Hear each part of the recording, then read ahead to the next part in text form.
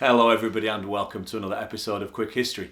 Today we're going to be taking a look at Ignaz Semelweis and his advice for doctors to wash their hands.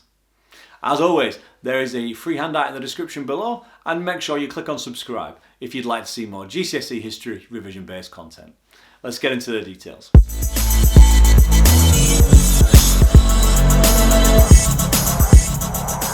Ignaz Semelweis was a Hungarian doctor who was in charge of the maternity ward of the General Hospital of Vienna in 1847.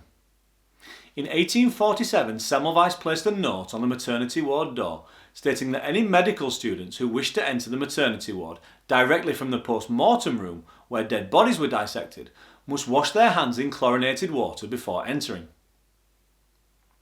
Semelweis' suggestion was deemed to be so unusual and so revolutionary that he was deemed to be mentally unstable.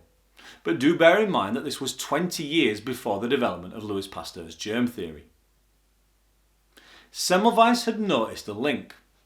He had noticed that the people whose babies were being delivered by the midwives had a much less chance of catching infection and a greater survival rate than those babies which were being delivered by the medical students who came directly from the post-mortem room before conducting the births.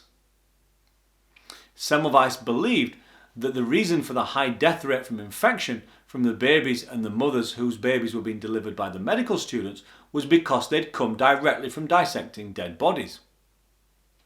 He believed that if they simply washed their hands before conducting the births, then the death rate from infection would reduce. Semelweis was absolutely correct, and he was able to reduce the death rate from infection in his maternity ward from 35% down to 1% in just 3 years. However, other hospitals around the world saw Semelweis' idea as so revolutionary and so unusual that they failed to follow suit. It wouldn't be until Pasteur developed his germ theory and those ideas were widely accepted for about another 50 years that people began to take Semelweis' advice on board. Join me in the next video where we'll be taking a look at Joseph Lister and his work on the development of aseptic surgery. I'll see you then.